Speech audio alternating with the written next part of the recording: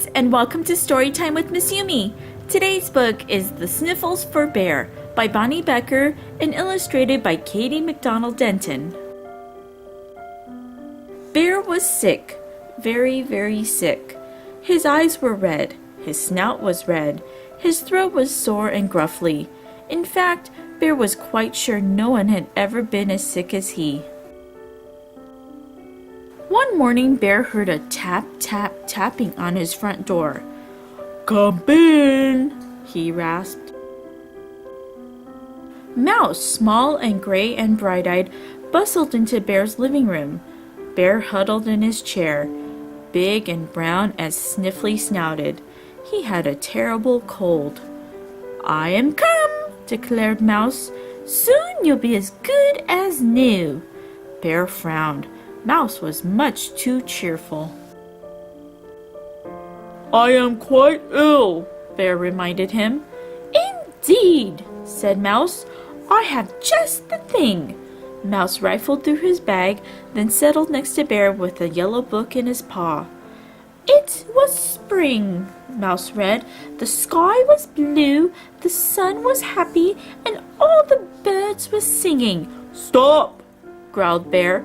"I fear you do not appreciate the gravity of my situation."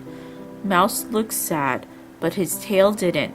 "In fact, I may not be long for this world," Bear huffed. "Oh my!" Mouse said.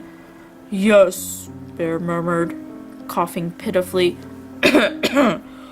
"I grow weaker by the moment." "I have just the thing," Mouse announced. "I shall soothe you with a song. Oh, she'll be coming round the mountain when she comes. She'll be coming round the mountain when she comes. She'll be coming." "Disgraceful!" barked Bear. "Don't you like singing?" asked Mouse. "When someone is dreadfully ill, you sing mournful songs. Everyone knows that," growled Bear. He blew his nose with a honk. "Honk." "I have just the thing," Mouse said. He rifled through his bag. Plonk, plink, plonkety, twing, twang, plonk. Mouse strummed heartily on a tiny banjo. "That isn't mournful at all," cried Bear. "It gets sad later," Mouse promised. Twing, twang, plonk. "This is impossible! Intolerable!" Bear started to roar, but he was too weak. "Look," Bear wheezed. "Look how my paw is trembling. You must help me to my bed." And indeed, Mouse was most helpful. He tucked Bear in, then whisked out the bedroom door. He returned balancing a big bowl of soup on his head. "Nettle soup," Mouse said. "I made it myself." Bear sipped cautiously. It was hot and tasted a bit like spinach and straw. Bear rather liked it. Bear's eyes began to close. "Better?" inquired Mouse. Bear's eyes snapped open. "Certainly not. I think I should make a will." "I had just the thing," said Mouse, fetching a pencil and little notebook from his bag. He perched next to Bear, his pencil poised to write. Bear gazed thoughtfully at the ceiling. "I, Bear," he said, "leave my red roller skates to..." Bear paused. Mouse leaned forward eagerly. "To Mouse," announced Bear. "Hooray!" said Mouse. Bear frowned. "You needn't be so happy about it. I also leave my mop to Mouse," he added quickly. Mouse didn't look as interested in that. "And my wash bucket," added Bear.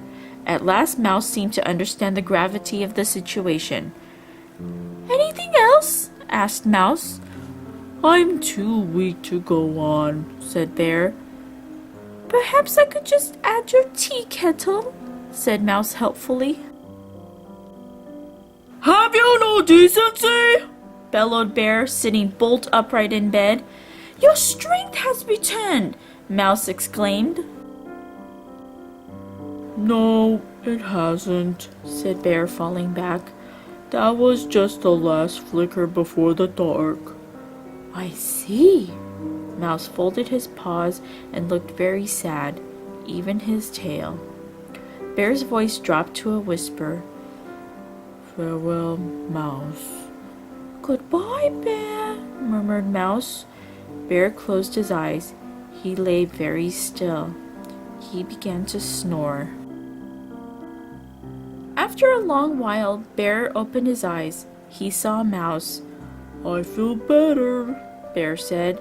Mouse nodded, but he didn't look so good. His eyes were watery, and he made sniffling sounds. Perhaps you better lie down, said Bear, getting out of bed. Mouse didn't argue. Do you want to make a will? Bear asked. Mouse shook his head. Bear carefully tucked him in. I'm sorry you're sick, said Bear. Thank you, Bear, Mouse sniffled, and after a moment he added, That was just a ting. Bear smiled. Mouse closed his eyes and was soon snug asleep. And that was the Sniffles